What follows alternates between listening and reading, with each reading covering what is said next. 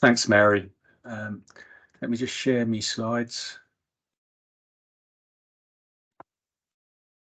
Audio and listen to.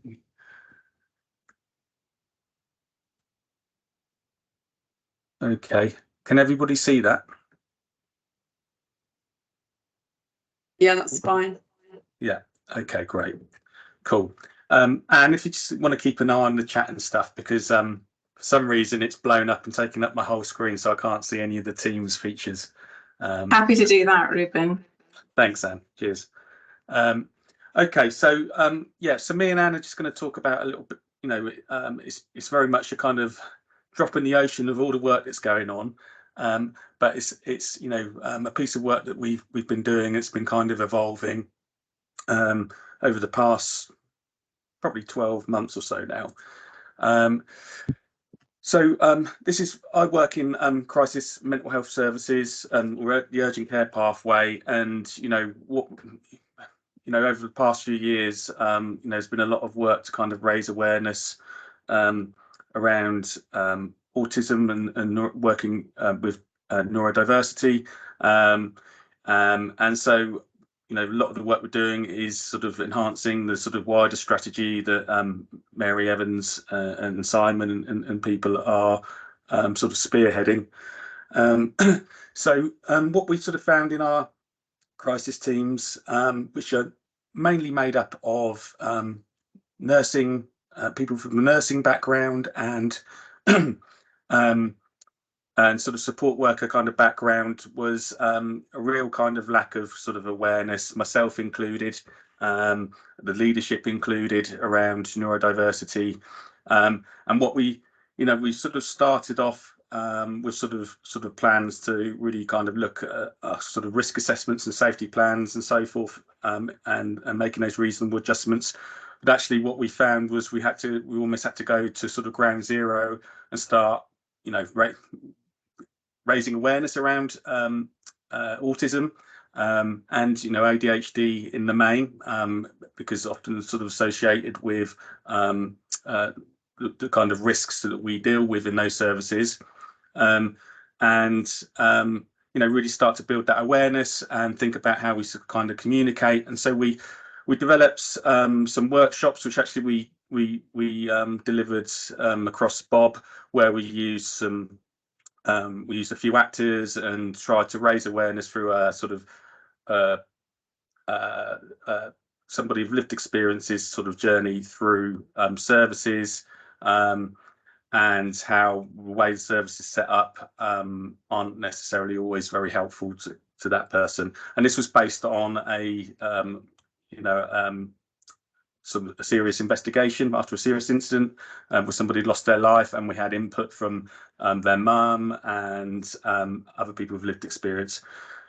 So it's great. We used some actors and stuff, and it was okay, but we learned a lot from sort of doing that, and felt it'd be really useful to have a more direct kind of lived experience input.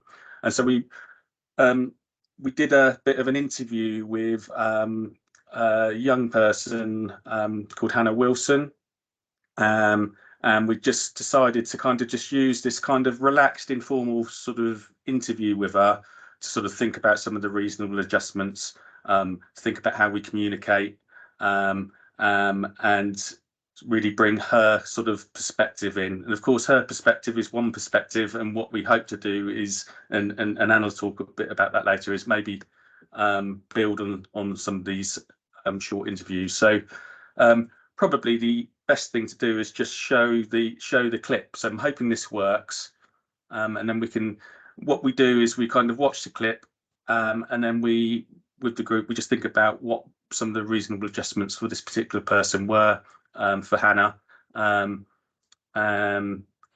we put a little worksheet together for people to sort of work through. So I'll show you the clip now. And just like pace and get stressed, and then people try and work out what that is. But because when I'm in that moment, I don't know what's upsetting me, and people asking me loads of questions and then people coming up to me actually overwhelms me more. I got diagnosed quite early for a female because my mum works in the sector. I think I was, not due to my mum working in the sector, but because she knew the kind of like kind of like science, I guess. I think I was 8, but I kept fainting because which they later realised was my anxiety. But I was in hospital because they thought I had epilepsy, but I had fainting, which were like deemed as seizures because of my high levels of anxiety of not understanding like social communication and social situations. And I was diagnosed with ADHD when I was 10 because they might, like when I was a child, they thought like, you might just be like a hyperactive child. So I had to be over like a certain age or threshold, but that might have changed like ages now, and I think it's becoming a lot more advanced. Like I've noticed it myself that like I always get fidgety and stuff because of my ADHD, and like but it also correlates with my autism because like attention to detail and getting distracted is also an ADHD trait. I love it how people are like, what are the symptoms of ADHD and autism? I don't think that is a symptom list. Like it's very, very different depending on the person. When I was younger, I was in like denial and I didn't want to be known as someone with autism because it came with a lot of stigma, like I had to like sound a certain way, look a certain way, like see all these like things on TV and they're like, oh, I'm an autistic person and I sound like this and I'm only male. Like when I was growing up, there was never any representation of female like autistic characters, or when they put an autistic character who isn't autistic, I'm like, that's so many autistic characters. But now they've got a lot more like representation, and even just doing things like this where you're talking about autism, you actually like have autism, like educates people. Because I hate when people read a manual and they're like, you don't look autistic, and I'm like,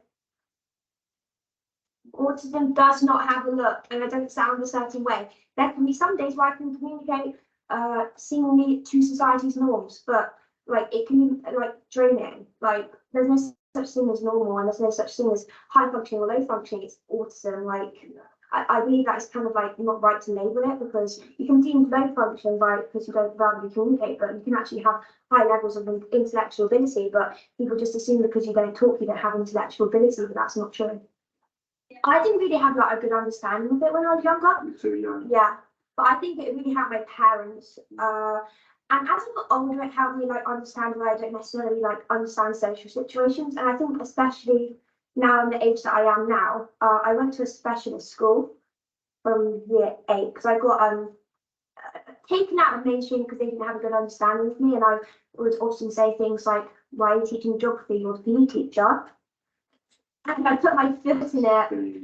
Yeah, but it's helped me. I could go into the specialist schools to help me like have a better understanding of me because I was surrounded by people who also had autism. It showed me like I'm not alone and that like I can be who I am without judgment. In primary school, because I was in mainstream primary school as well, they'd go pull the socks up, and I'd be like, I'm not wearing socks, I'm wearing tights, and then I get into trouble.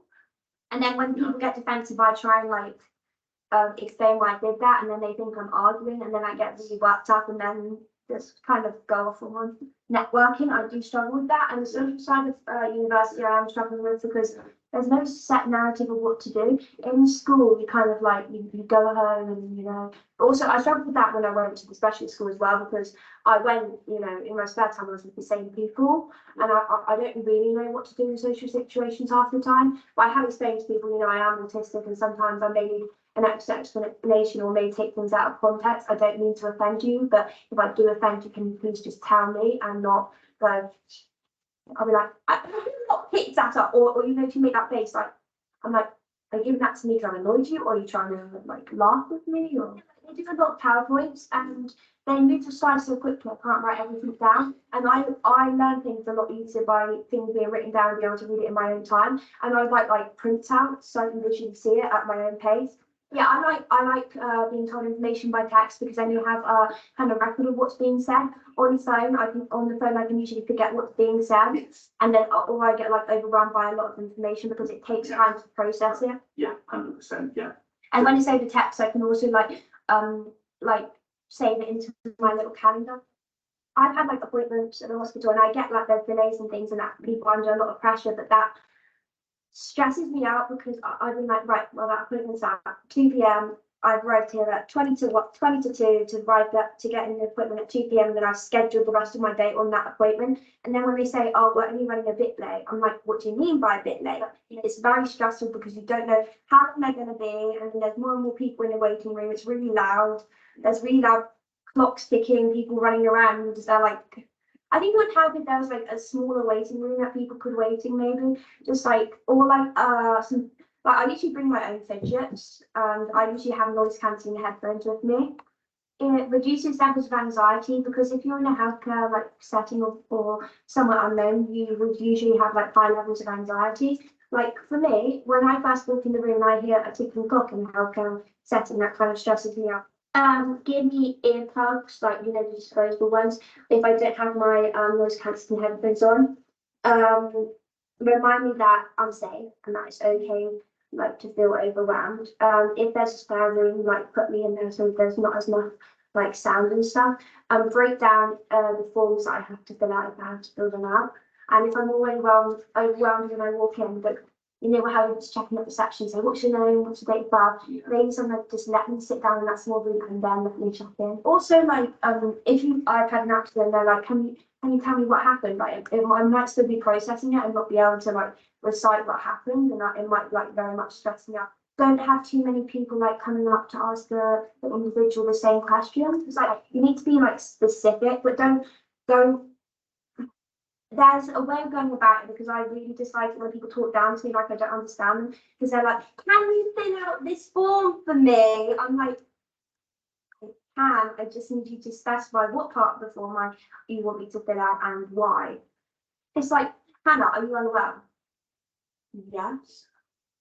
How do you feel? Unwell? Yes. Like, what I like is a traffic light system, which I get in brain in hand, is red, orange, red, amber, or green. Yeah. And then I kind of click, like, I think it's every like hour of the day I get this, and it keeps track of my emotions. And then I can kind of like write a note of, why am I in amber today? Why am I in green today? And it kind of helps track my emotions. So having that visualization really helps me. But sometimes when I'm like anxious, it's hard for me to identify why I'm anxious, or if I'm anxious. It's just something I may feel like physically, and I'm like, why do I feel like that? Like, I have to ask myself these questions. And sometimes being asked, like, they'd say to do something like that, you can be like, why are you clenching your fists? Are you getting stressed out? And then the person would be like, yes, or they might tell you to weep off, but then you'll be able to pick up that they are feeling that. I think it very much depends on the person, but I like specifically being told why they're doing certain things. Like, for example, if you were like taking my blood pressure, I'd just like to know why. Like, it's just like re-explaining it, I guess. Yeah, and for me, it depends, like, for touch. Like, I'd like to be told like who's going to touch me, and like not many people in the room, I guess, because that would stress me out more. And like, for example, when I used to get like blood work done, for example, the needle didn't stress me out, but the actual cream I went in my hand stressed me out immensely, because the see-through glass used to go over it, and I hated the texture and the feeling of that. But they thought I was stressing out over the needle and the fact that someone was putting the needle in me, but I wasn't. I was stressing over the cream. But it's very much just going through it step by step. Like, light touching me makes me feel like itchy, and like I just need some just pressure, like, to help me feel like secure and safe. But some people might hate hard touch because it makes them feel like they're trapped. So it very much depends on the pressure. Yeah, because females mask. Well, most females mask, but basically we see like the social behaviors, and then kind of like copy it, and then we're not our true selves, and then people think, oh well, she's not struggling, and then we like maybe internally struggle. It's draining because you're not being yourself, and you're constantly checking, is that right? What's they doing? Am I doing it right? And then you're just like, and because my brain works at like 1,000 miles per hour, trying to keep up with all the social situations, work out what I'm supposed to say, what's right or wrong, what I'm saying, and then at the end of the day, I'm just like knackered. It's very hard to pick up on, because you can have like a meltdown or a shutdown, and it can be internalized, like you may not look like it, like you're having a meltdown or a shutdown, or they can be like more expressive. If it's suspending certain things that are upset, like led up to that as well. Maybe even just having someone like ask if you're okay may help. It also, if you're in a meltdown or a shutdown, like, it also might not help. So sometimes you might just need to sit alone and just not talk for a bit. But trying to pick up on it, I guess you have to know the person, because usually I'm quite talkative, and say if I was having a shutdown and one night you couldn't visually see, I'd be not talkative, and I can't zone out, like, and I'd be like kind of like fiddling and anxious, and that's kind of ways of picking it up, like things that are leading up to it. They just help. maybe when I'm like overstimulated or feeling hyperactive or just like it's like it just like helps me concentrate. Like they're just used for many different things. And I know they're getting more advanced. For example, there's this one that you can. It's like a fidget toy. It's like on a plate, and you just pick it, and it helps with skin picking. I agree. Yeah, or like tangle teasers. I like pull them apart and then put them back together because it's just a form of like self-regulation. Like some people walk back and forth to self-regulate themselves, or jump up and down as a stim, but or shake their leg to self-soothe themselves. But fidgets just help like self-regulate yourself, and there should be like a section or maybe on like documents which says things that help me. Like you know when you just like open it up because it comes up with like diagnoses and stuff when you like delve in deeper, just like a thing like things that help me, and you can open it up. Acting, English. Okay. dogs, Okay. raising awareness about neurodiversity. Yeah, absolutely. So, using is it okay for us to use those special interests in our conversations and to help soothe you when it Yeah. Yeah. But then someone like info dump on you. But then it also distractions, for example, if they're in pain or they're overwhelmed because they're talking about a specialist interest. You may try and reduce risk in the hospitals. Like, for example, a patient has a history of self-harm, so you might take away their coping mechanisms, such as their phone, which they may listen to music on, and have headphones on, which helps regulate them. But also, you may be worried about them using social media, which might which might influence them negatively. But if you give it to them and like they're able to listen to music and help monitor them, and it's a self-regulation method that they're able to use and it calms them down, then it's actually like helpful for the person. And for example, colouring, if someone has a history of like self-harm and like you're worried about giving sharp objects and things like that, if you monitor themselves safely, give them like blunt pencils or flexible pencils or stuff like that, and just allow them to colour and self-regulate and self-soothe themselves, it's actually very beneficial for them. Because if they have nothing to self-regulate themselves with, then they don't know what to do, and they will like the only thing they'll do, the only thing that they do really know what to do to help self-regulate themselves, which isn't necessarily like healthy, which is something that you're trying to help them like not to do and use different methods. But if you're trying to get them to use different methods and then take away all those methods, then they're not going to be able to learn how to do it. But obviously you need to do it like safely, and like every individual is different. But if you just take away all the methods that they use to help themselves, then it's going to be hard for the person to Yeah. I'm sure some of you would like to hear what Hannah says. I am going to stop her here. Some of the feedback we got from my team in particular was that this is the raw interview that we did with Hannah, was that the clips could be segmented, and Reuben has done some very clever work in that. He has got technical knowledge. It's not fair reflection today, and he's done that really well, so that we've been able to look at specific strategies. But we did really hope and want to give you an overview of some of a feeling of what Hannah was training my colleagues and me really in. So Reuben, if you could share your PowerPoint, I realise I'm making you work really hard here, and you were going to give us some feedback from people who receive training. Yeah, so I think the kind of authenticity, obviously, of speaking to somebody's, like Hannah, was really valued. So you can see there's some sort of positives around that. So people found it. The actual session, so just to give a bit of context to the session, it did involve, it was very informal, kind of some sort of discussion, watching the video, and there's some other sort of aspects to it. We had some perspectives from a mother of somebody, an autistic person, and at the centre, I suppose, was Hannah's sort of interview. And there was sort of plenty of time afterwards to think about what all the sort of useful stuff that Hannah had shared, and complete the worksheet. So they liked the worksheet that came alongside the video. They liked being able to kind of watch it because there's a lot to sort of take in and take it away and so forth. And they found this session quite sort of memorable, and it sort of helped sort of perspective take in the room. They wanted more sort of regular training like this in terms of how we could improve. some options around how we can help families, and we're thinking about, you know, our carers groups and things like that, what we could maybe do for those, and kind of moving on to the sort of practical, I suppose, maybe being able to kind of try out and rehearse the skills and things like that. And there's which Anna will come on to at the end, there's a real sort of appetite to learn more around, again, the practical side of doing safety plans and stuff with people.